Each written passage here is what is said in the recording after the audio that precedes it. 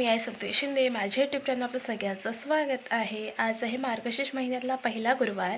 तर आज आहे आमच्याकडे घट आणि देवाची पूजा करून घेणार आहोत आम्ही भटजी काकांकडून. तर आता भटजी काका येत आहेत. मला आता सकाळच फोन आला आणि मला काका बोलत आहेत की आपण देवपूजा करणार आहोत, तर आधी गणेशपूजन करून घेऊया. तर आता हे सगळं का, तर माझी जी आजी होती ती उत्सवाच्या अगोदरच ऑफ झाली. तर तिचं 12वा आणि सर्व मुंबईलाच सर्व झालं आहे. पण गावच्या ठिकाणी म्हणजे आम्ही सर्व गावाला आहोत. कोकणामध्ये गावाला असणं म्हणजे जेव्हा आपल्या घरातील कोणी ऑफ होतं, म्हणजे कोणी वारतं, तेव्हा आपल्या देवामध्ये भटजी काकाकडून देव पूजून घ्यायला लागतो. तशा प्रकारे आम्हीही जेव्हा आपल्याला सुतक सुवेर काही असो तेव्हा भटजी काकांकडून देव पूजून घेतो. आम्ही कार्याला गेलो होतो, तर कालच मी आणि माझे बाबा मुंबईवरून आलो. तर लगेचच भटजी काकाला बोलवणं शक्य नव्हतं, म्हणून मग आम्ही ठरवलं होतं की आज बोलवावं, कारण घटाची पण तयारी झाली आणि मग देवाची पण पूजा होईल म्हणून. तर आता भटजी काका येत आहेत, मग आंघोळ वगैरे करूया आणि तयारी करूया. थोडे क्लिप मी टाकेन, कारण आता काका आल्यावरती पूर्ण घाई गडबडच होईल, त्यामुळे मध्ये मला व्हिडिओ करता येणार नाही. तर आता जेव्हा सर्व होईल तेव्हाच मी तुम्हाला पुढे दाखवीन.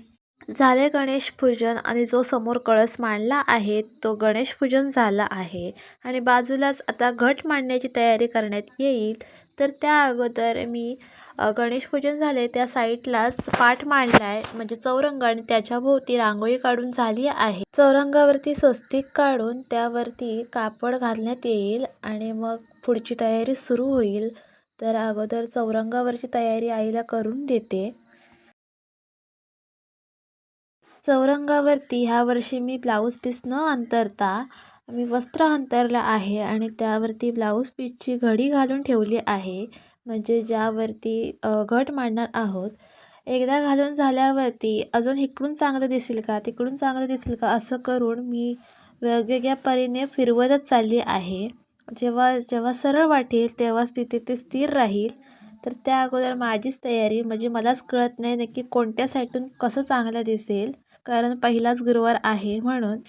घट मांडायच्या अगोदर सर्व तयारी करून घेतली आहे. इकडे एका ठिकाणी सर्व काढून ठेवलं आहे. अगोदरच आपण सर्व एकत्र करून ठेवलं असेल तर मग मांडतावेळी आपल्याला पळापळ होत नाही, म्हणजे लगेचच होतं. तर तशा प्रकारे इथे मला कळसामध्ये आई सर्व टाकून देणार आहे. त्यानंतर मी जे वस्त्र दाखवलं आहे ते आता मी घटाला बांधणार आहे आणि मग जे मी आईला पूर्ण तयारी करून देईन आणि आई मग पूजेला सुरुवात करेल. तर लगेच आता तयारी सुरू होईल. तर आई आधी पूजा करून घेते, म्हणजे त्या आतमध्ये जे सर्व टाकतात ते टाकून घेते. आतमध्ये सर्व टाकून झाल्यानंतर मी 5 प्रकारची 5 पाने आणली आहेत, म्हणजे ते आता सगळी जे कळस आहे त्याच्या तोंडावरती लावण्यात येतील. आणि एका लाईनीने लावली असली की जी मोठी पानं बाहेर असतात ती मग सरळ अशी बाहेर दिसतात आणि छोटी छोटी पानं आतमध्येच राहतात, त्यामुळे तो कळस पूर्ण भरलेला दिसतो. तशा प्रकारे आता मी इथे पाने मांडते, म्हणजे कळसाच्या तोंडावरती लावते. आणि मग हे सर्व झाल्यानंतर मध्ये आपण त्याच्यावरती नारळ ठेवायचा. आता पुढची प्रक्रिया तुम्हाला समजेलच. जे जे गट मांडत असतील त्यांना माहितीच असेल, त्याने माझ्यापेक्षाही चांगलं केलं असेल. आम्ही दरवर्षी नारळाला सजवतो. तर त्या अगोदर जे आपण कानातले घालतो, नाकात नथ घालतो, ते सरळ दिसते का, नाहीतर इकडे गेले तिकडे गेले किंवा ते तिरकं दिसतं, त्या अगोदरच सर्व बघितलं जातं की बरोबर आहे का. आम्ही मुखवटा लावत नाही, त्यामुळे स्वतःच्या हातांची तयारी करून आपण नंतर तो बघतो, तो छान वाटतो. तशा प्रकारे इथे चाललं आहे.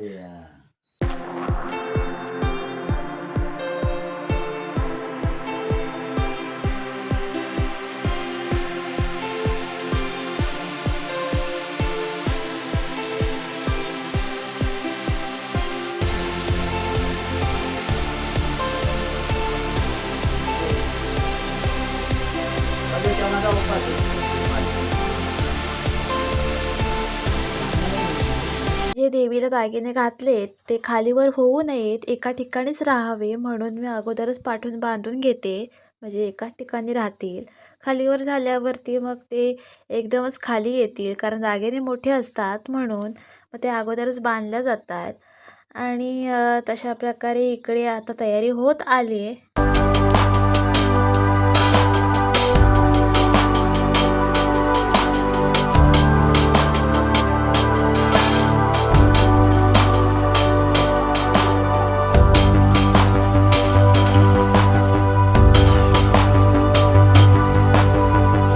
झाली आहे देवीची सजावट. आता देवीला तिच्या जागेवर स्थापन करण्याची वेळ आली आहे.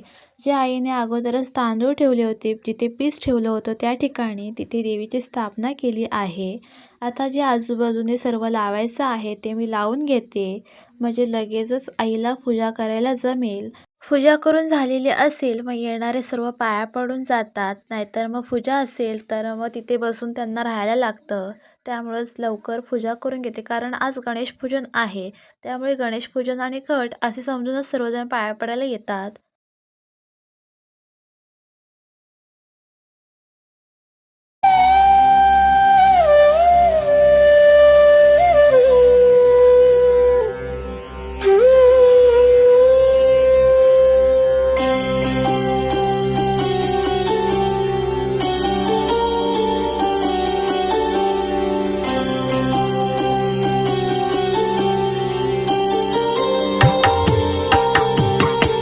नमस्तेस्तु महामाये श्रीपीठे सुरपूजिते शङ्खचक्र गदाहस्ते महालक्ष्मी नमोस्तुते महालक्ष्मी नमोस्तुते नमस्ते गरुडारूढे कोलासुरभयङ्करी सर्वपापहरे देवी महालक्ष्मी नमोस्तुते महालक्ष्मी नमोस्तुते सर्वज्ञे सर्ववरदे सर्वदुष्टभयङ्करी सर्वदुःखहरे देवी महालक्ष्मी नमोस्तुते महालक्ष्मी नमोस्तुते सिद्धिबुद्धिप्रदे देवी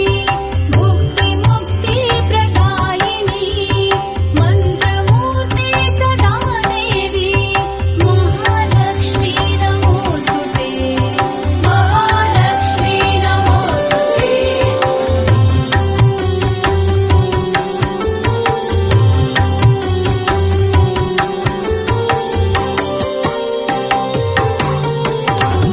आद्यान्तरहिते देवी आद्यशक्ति महेश्वरी योगजे योगसम्भूते महालक्ष्मी नमोस्तुते महालक्ष्मी नमोस्तुते स्थूलसूक्ष्ममहारौद्रे महालक्ष्मी महोदरे महापापहरे देवी महालक्ष्मी नमोस्तुते महालक्ष्मी नमोस्तुते पद्मासनस्थिते देवी परब्रह्मस्वरूपिणी परमेशी जगन्मातः महालक्ष्मी नमोस्तुते महालक्ष्मी नमोस्तुते श्वेताम्बरधरे देवी